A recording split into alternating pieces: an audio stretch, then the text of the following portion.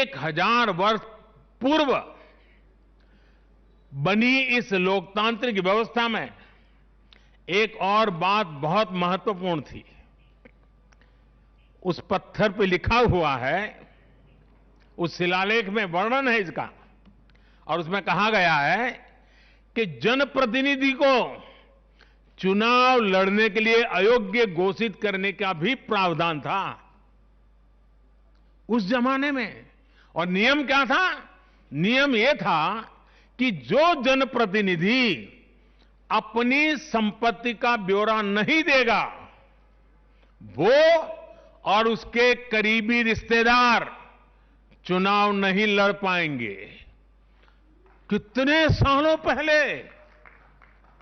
सोचिए कितनी बारीकी से उस समय पर हर पहलू को सोचा गया, समझा गया, अपनी लोकतांत्रिक परंपराओं का हिस्सा बनाया गया। साथियों, लोकतंत्र का हमारे इतिहास देश के हर कोने में नजर आता है, कोने कोने में नजर आता है। कुछ शब्दों से तो हम बराबर परिचित हैं। सभा, समिति, गणपति, गणाधिपति, ये शब्दावली हमारे मन मस्तिष्क में सदियों से प्रवाहित है।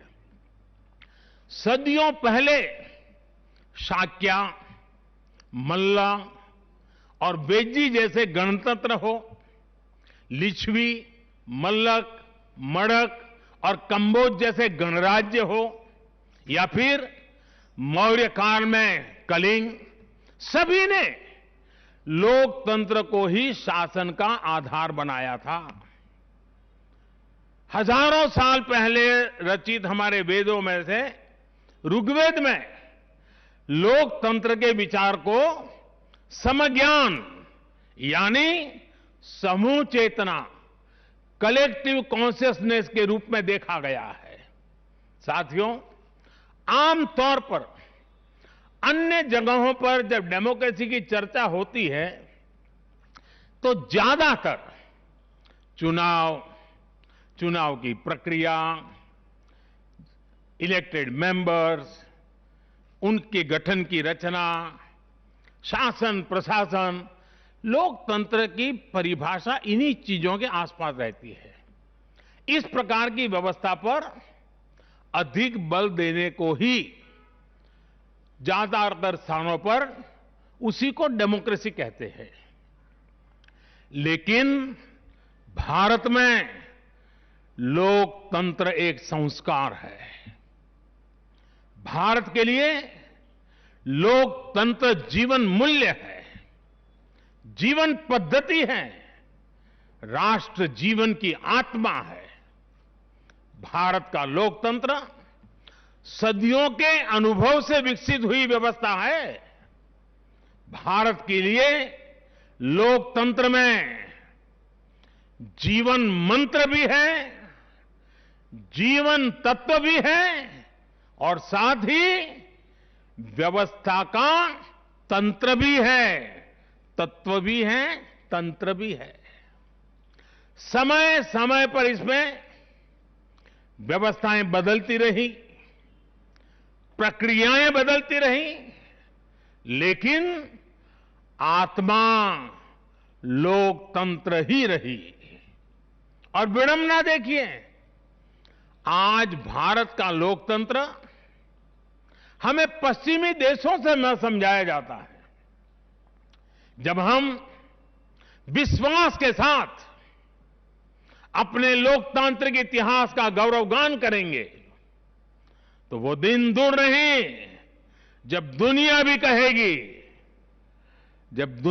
कहेगी India is mother of democracy, India is mother of democracy, India is mother of democracy. साथियों, भारत के लोकतंत्र में समाही शक्ति ही देश के विकास को नई ऊर्जा दे रही है, देशवासियों को नया विश्वास दे रही है। दुनिया के अनेक देशों में जहां लोकतांत्रिक प्रक्रियाओं को लेकर अलग स्थिति बन रही है, वहीं भारत में लोकतंत्र नित्य नूतन हो रहा है। हाल के वर्षों में हमने देखा है कि कई लोकतांत्रिक देशों में अब वोटर टर्नआउट लगातार घट रहा है। इसके विपरीत भारत में हम हर चुनाव के साथ वोटर टर्नआउट को बढ़ाते हुए देख रहे हैं, बढ़ता हुआ देख रहे हैं। इसमें भी महिलाओं और युवाओं की भागीदारी निरंतर बढ़ती जा रही है। साथियों, इस विश्वास की, इस आस्था की वजह है भारत में लोकतंत्र हमेशा से ही गवर्नेंस के साथ ही मतभेदों और विरोधाभासों को सुलझाने का महत्वपूर्ण माध्यम भी रहा है। अलग अलग विचार, अलग अलग दृष्टिकोण, ये सब बातें एक वाइब्रेंट डेमोक्रेसी को सशक्त करते हैं। डिफरेंसेस के लिए हमेशा जगह हो, लेकिन डिस्कनेक्ट कभी ना हो, इसी लक्ष्य को लेकर हमारा लोकतंत्र आगे बढ़ा है। गुरु नानक देव जी ने, और बड़ी सटीक बात कही है, गुरु नानक देव जी ने भी कहा है, जब लग दुनिया रही है नानक, जब लग दुनिया रही है नानक, किछु सुनिए किछु कहिए। यानी जब तक संसार रहे तब तक संवाद चलते रहना चाहिए। कुछ कहना और कुछ सुनना, यही तो संवाद का प्राण है, यही लोकतंत्र की आत्मा है। पॉलिसीज में अंतर हो सकता है, पॉलिटिक्स में भिन्नता हो सकती है, लेकिन हम पब्लिक की सेवा के लिए हैं। इस अंतिम लक्ष्य में कोई मतभेद नहीं होना चाहिए। वाद संवाद संसद के भीतर हो या संसद के बाहर, राष्ट्र सेवा का संकल्प, राष्ट्रहित के प्रति समर्पण लगातार झलकना चाहिए। और इसलिए आज जब नए संसद भवन का निर्माण शुरू हो रहा है, तो हमें याद रखना है कि वो लोकतंत्र जो संसद भवन के अस्तित्व का आधार है, उसके प्रति आशावाद को जगाए रखना हम सभी का दायित्व है। हमें हमेशा याद रखना है कि संसद पहुंचा हर प्रतिनिधि जवाबदेह है। ये जवाबदेही जनता के प्रति भी है और संविधान के प्रति भी है। हमारा हर फैसला राष्ट्र प्रथम, नेशन फर्स्ट, इसकी भावना से ही होना चाहिए। हमारे हर फैसले में राष्ट्रहित सर्वोपरि रहना चाहिए। राष्ट्रीय संकल्पों की सिद्धि के लिए हम एक स्वर में, एक आवाज में खड़े हो, ये बहुत जरूरी है। साथियों, हमारे यहां जब मंदिर के भवन का निर्माण होता है, तो शुरू में उसका आधार सिर्फ ईंट पत्थर ही होता है। कारीगर, शिल्पकार सभी के परिश्रम से मंदिर के भवन का निर्माण पूरा होता है। लेकिन वो भवन एक मंदिर तब बनता है, उसमें पूर्णता तब आती है जब उसमें प्राण प्रतिष्ठा होती है। प्राण प्रतिष्ठा होने तक वो सिर्फ एक इमारत ही रहता है। साथियों, नया संसद भवन भी बनकर तो तैयार हो जाएगा, लेकिन वो तब तक एक इमारत ही रहेगा जब तक उसकी प्राण प्रतिष्ठा नहीं होगी। लेकिन ये प्राण प्रतिष्ठा किसी एक मूर्ति की नहीं होगी। लोकतंत्र के इस मंदिर में इसका कोई विधान भी नहीं है, विधि विधान भी नहीं है। इस मंदिर की प्राण प्रतिष्ठा करेंगे इसमें चुनकर आने वाले जनप्रतिनिधि, उनका समर्पण, उनका सेवा भाव इस मंदिर की प्राण प्रतिष्ठा करेगा। उनका आचार, विचार, व्यवहार इस लोकतंत्र के मंदिर की प्राण प्रतिष्ठा करेगा। भारत की एकता, अखंडता को लेकर किए गए उनके प्रयास इस मंदिर की प्राण प्रतिष्ठा की ऊर्जा बनेंगे।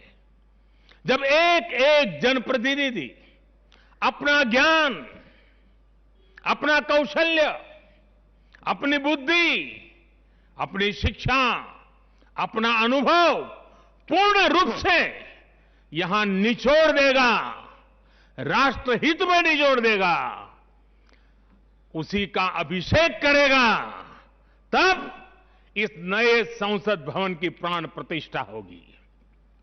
यहां राज्यसभा काउंसिल ऑफ स्टेट्स है, एक ऐसी व्यवस्था है जो भारत के फेडरल स्ट्रक्चर को बल देती है।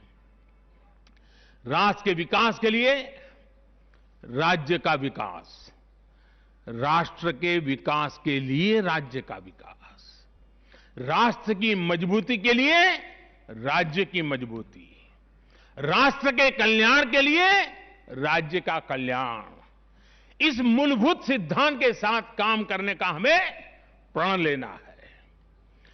पीढ़ी दर पीढ़ी आने वाले कल में जो जनप्रतिनिधि यहां आएंगे, उनके शपथ लेने के साथ ही प्राण प्रतिष्ठा के इस महायज्ञ में उनका योगदान शुरू हो जाएगा। इसका लाभ देश के कोटि कोटि जनों को होगा। संसद की नई इमारत एक ऐसी तपोस्थली बनेगी जो देशवासियों के जीवन में खुशहाली लाने के लिए काम करेगी, जन कल्याण का काम करेगी।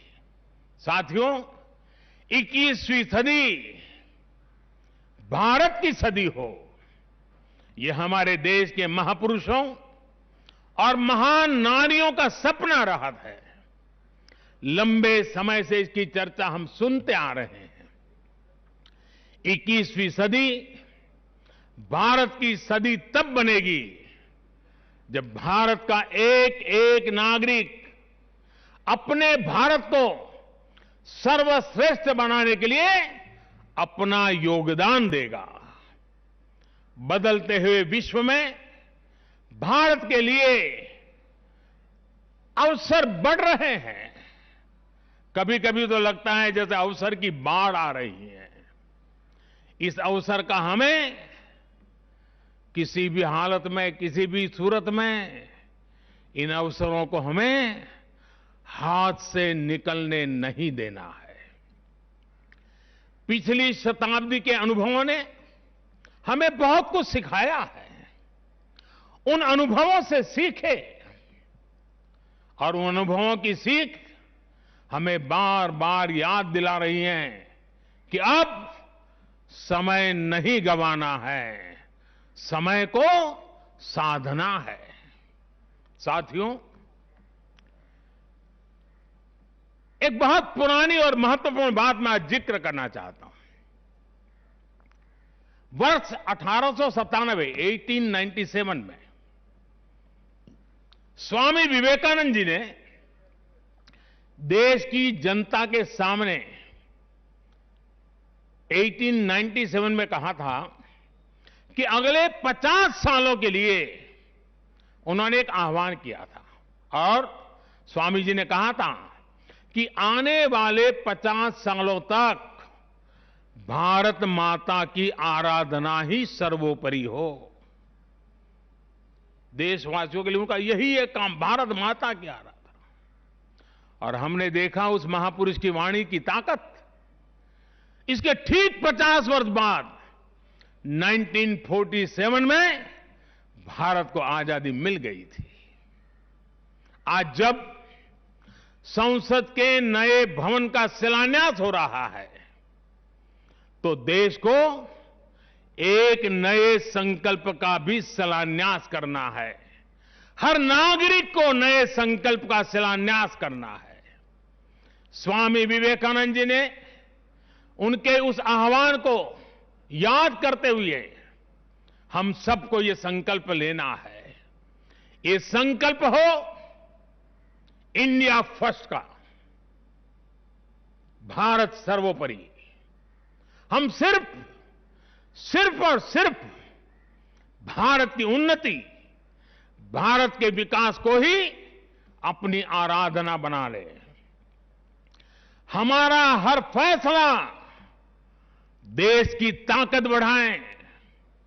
हमारा हर निर्णय, हर फैसला एक ही तराजू में तोला जाए और वो तराजू है देश का हित सर्वोपरि, देश का हित सबसे पहले। हमारा हर निर्णय वर्तमान और भावी पीढ़ी के हित में हो। साथियों, स्वामी विवेकानंद जी ने तो 50 वर्ष की बात की थी। हमारे सामने 25-26 साल बाद आने वाली भारत की आजादी की 100वीं वर्षगांठ है, जब देश वर्ष 2047 में 2047 में अपनी स्वतंत्रता के 100वें वर्ष में प्रवेश करेगा। तब हमारा देश कैसा हो, हमें देश को कहां तक ले जाना है, इस 25-26 वर्ष कैसे हमें खप जाना है, इसके लिए हमें आज संकल्प लेकर काम शुरू करना है।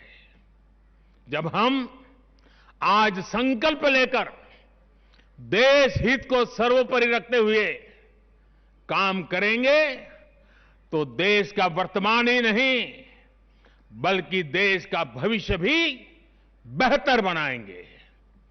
आत्मनिर्भर भारत का निर्माण, समृद्ध भारत का निर्माण अब रुकने वाला नहीं है, कोई रोक भी नहीं सकता।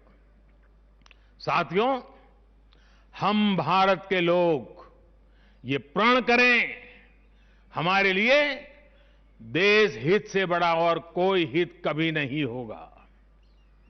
हम भारत के लोग ये प्रण करें, हमारे लिए देश की चिंता अपनी खुद की चिंता से बढ़कर होगी। हम भारत के लोग ये प्रण करें, हमारे लिए देश की एकता अखंडता से बढ़कर कुछ नहीं होगा। हम भारत के लोग ये प्रण करें, हमारे लिए देश के संविधान की मान मर्यादा और उसकी अपेक्षाओं की पूर्ति जीवन का सबसे बड़ा ध्येय होगी।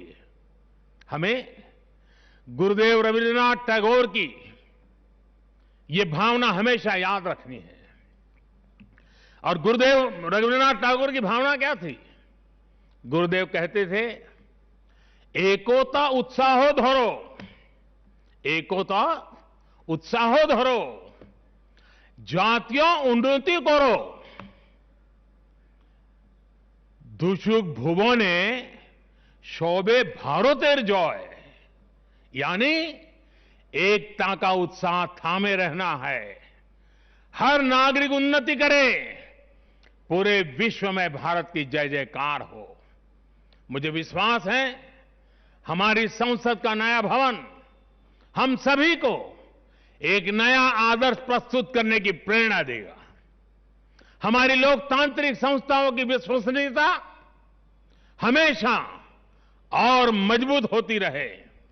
इसी कामना के साथ मैं अपनी वाणी को विराम देता हूं और 2047 के संकल्प के साथ पूरे देशवासियों को चल पड़ने के लिए निमंत्रण देता हूं। आप सबका बहुत बहुत धन्यवाद।